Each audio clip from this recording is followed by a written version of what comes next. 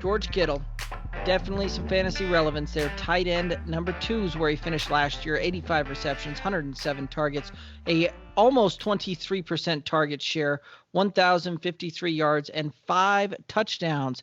Guys, your thoughts around George Kittle?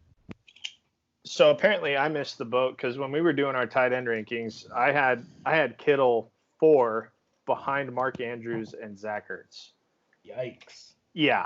I'm not sure why.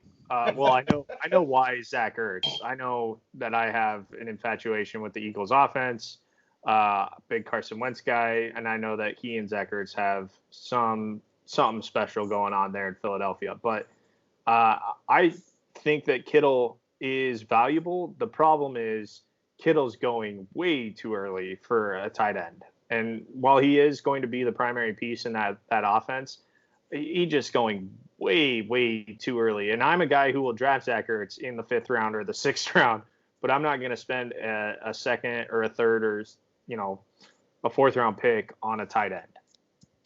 Yeah, I had Kittle as my number 1 tight end, and I'm still not drafting the guy. Like, I just, it's just too rich. I agree.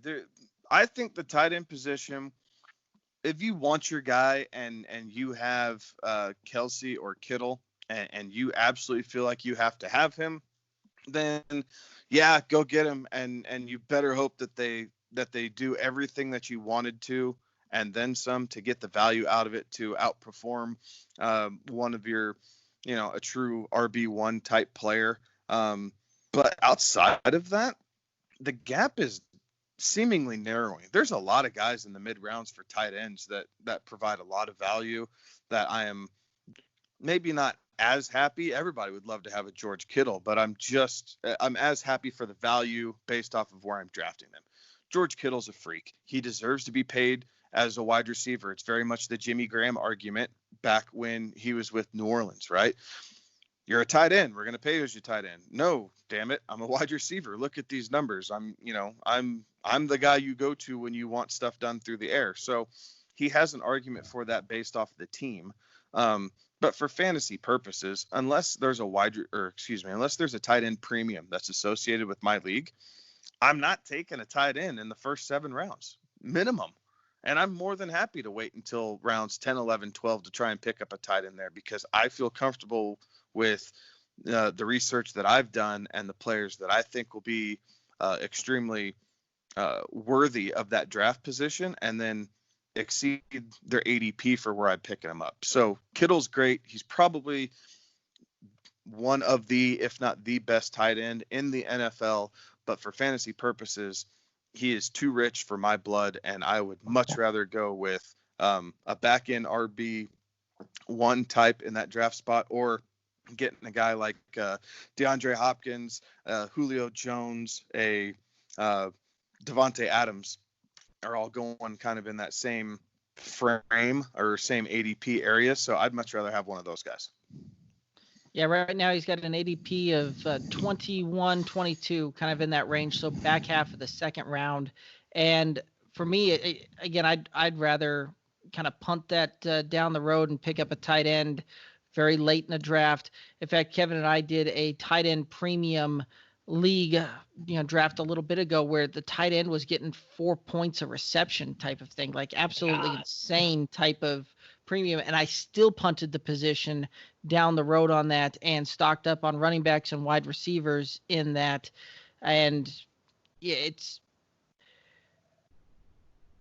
with Kelsey and Kittle and even Andrews and Ertz to an extent, those kind of top 4 guys, they can provide a ton of upside for you.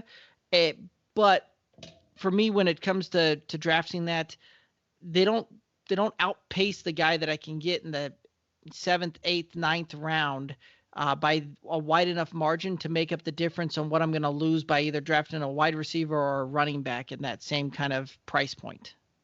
What I think we would all agree on is, if we had to, and we were playing in a league where it said, hey, you have to draft a 49er in the 2nd round. Are you taking Kittle or are you taking Mostert? Kittle.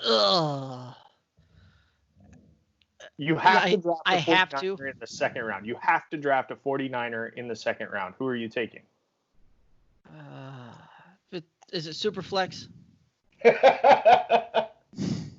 can't take Jimmy.